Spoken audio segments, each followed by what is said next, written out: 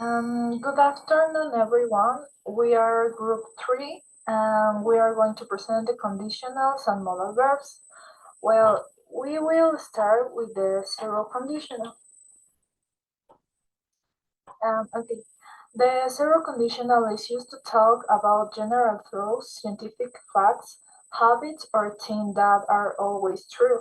The structure is very simple, is if plus simple present and simple present, or also simple present if plus simple present.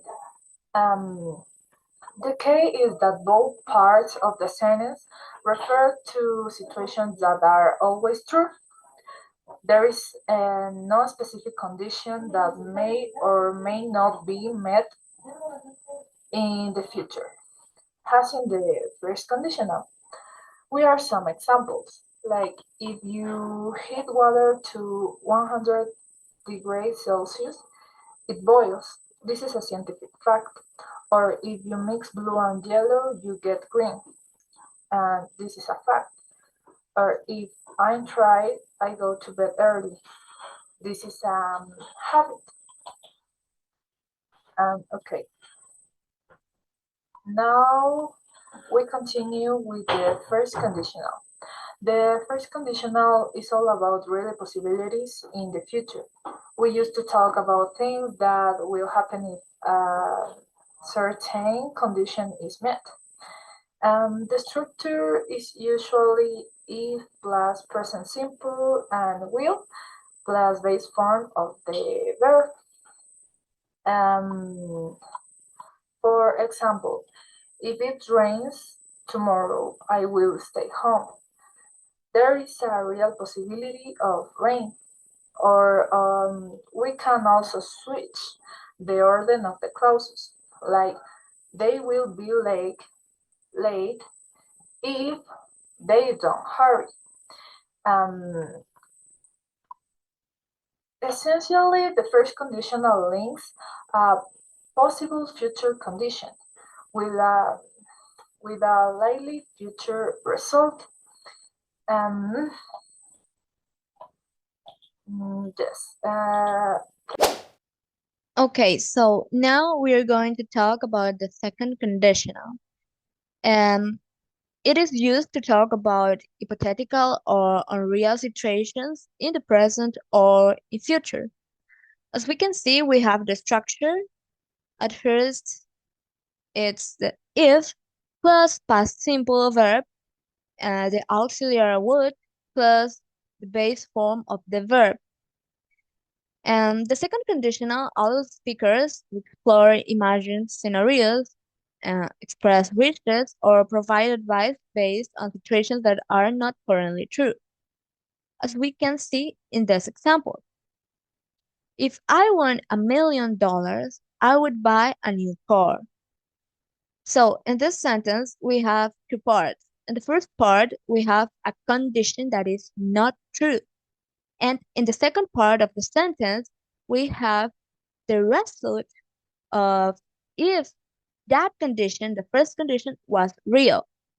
So we use it to express as a wish or something that could happen in the future, but is probably not happen.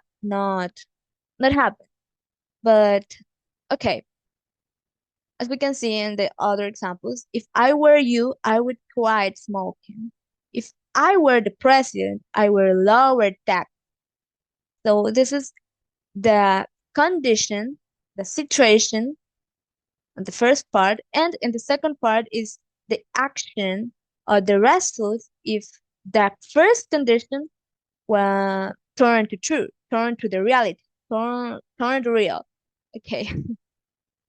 And at next, we have the third conditional that is used to talk about unreal or hypothetical situations, but in the past. Is similar to the previous one, but they are not the same. As we have here, we have the if at first, plus the past perfect that is conformed by the auxiliary had and the past participle verb. Participle. Okay. Okay. The past participle verb. Then, as the complement, we have the perfect conditional that is conformed by the auxiliary would. And in case of we want to make negative sentences, we must include the do not. Okay, and plus we have and plus past participle verb.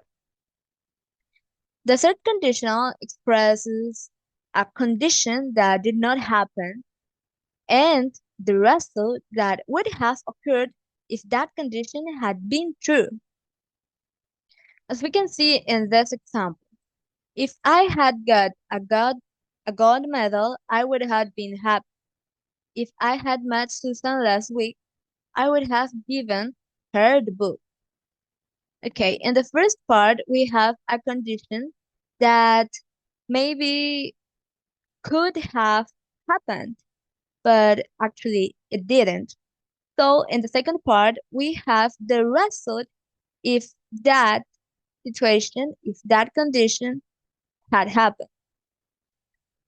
Okay, so this is more common to use when we want to express regret or missed opportunities. As we can see, if the weather had been good, we would have gone water skiing. If you had up earlier, you would have caught the earlier train. You, then, as you see, it expressed regret or missed opportunities. So this is all. Thank you for your attention. And let's see the next topic, the next things.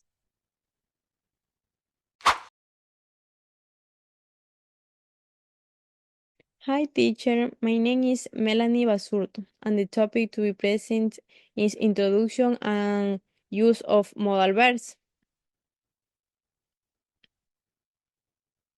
What are modal verbs? Modal verbs are auxiliary, they are used together with the main verbs to convey different meanings related to the speaker's attitude such as possibility, ability, permission, need, recommendation, or intention. They do not change according to the subject and are always used with the verbs in its base form. My modal verbs can, call, my, make, shall, will, must. Leave of modal verbs can, call, my, make, must, shall, should, will, ought to. They are auxiliary verbs that provide additional and specific meaning to the main verb of the sentence. Modal verbs are sometimes referred to as modal auxiliary verbs because they have outer verb. Modal auxiliary verb. Shall. I shall probably leave it tomorrow. Will. I will come book I have to work. Mike. I will definitely to be there later today. Must. I must remember to call them. Mike. I might have time tomorrow. I am not sure. Mike. I might go with Wall. I might go with you. This is song. Call. I call by my friend if you like. Use an example. Function modal verbs example. Capacity can call. He can sing. She can swing. Permission. Can my call. Can I leave my I help you? Probability. My me call. It make rain today. Obligation. Necessary. Must shall. You must wear a helmet. Advice or suggestion. So shall. You shall raise. Shall we go? Politically ask for something. Call wall you help me. Call you white. Future or intention. We will. I will call you. Will like to. And now we are going to study the structures of modal verbs. The modal verbs that we are going to study are can, could, should, must, may, will, shall, would, and might. The structure in affirmative of these modal verbs are in is sub, subject, class modal verb, class verb in infinitive, class complement, and final point. In negative, the structure is subject, class modal verb, class not, class verb in infinitive, class complement, and class final point. In interrogative is modal verb, class subject, class verb in infinitive, and class complement and class question mark. Let's see some examples of modal verbs. Here we have some examples of the modal verbs. She can swim. Could you help me? You should try the lasagna. You must finish your homework. I will arrive early to every meeting and leave late. And some other examples. So, if we see the third example, we can see the structure and see that it's perfect. You as the subject, should as the modal verb, try as the verb in infinitive, the lasagna as the complement, and finally the final point. In the second example, we can see the structure of the interrogative sentence and see the the structure. Could as the modal verb, you as the subject, help as the verb in infinitive, and me as the complement. And finally, do not forget the question mark. And this is all. Thank you so much, and enjoy.